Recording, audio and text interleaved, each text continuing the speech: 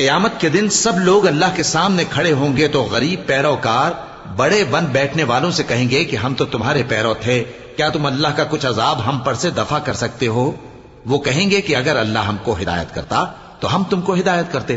اب ہم گھبراہٹ ظاہر کریں یا صبر کریں ہمارے حق میں برابر ہے، کوئی جگہ رہائی کی ہمارے لیے نہیں ہے۔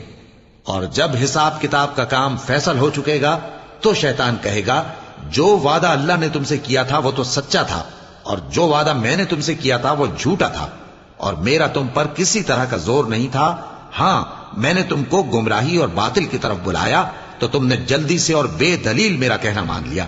تو آج مجھے ملامت نہ کرو، اپنے آپ ہی کو ملامت کرو۔ نہ میں تمہاری فریاد رسی کر سکتا ہوں اور نہ تم میری فریاد رسی کر سکتے ہو۔ میں اس بات سے انکار کرتا ہوں کہ تم پہلے مجھے شریک بناتے تھے۔ بے شک جو ظالم ہیں ان کے لیے درد دینے والا عذاب ہے۔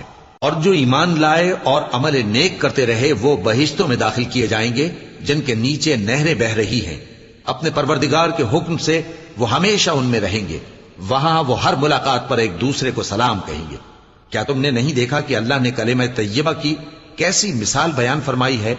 وہ ایسی ہے جیسے پاکیزہ درخت جس کی جڑ مضبوط ہو اور شاخیں آسمان میں پھیلی ہوں۔ وہ اپنے پروردگار کے حکم سے ہر موقع پر پھل لاتا ہو، اور اللہ لوگوں کے لیے مثالیں بیان فرماتا ہے تاکہ وہ نصیحت حاصل کریں۔ اور ناپاک بات یعنی غلط عقیدے کی مثال ناپاک درخت کی سی ہے کہ وہ زمین کے اوپر ہی سے اکھیڑ کر پھینک دیا جائے، اس کو ذرا بھی قرار و ثبات نہیں۔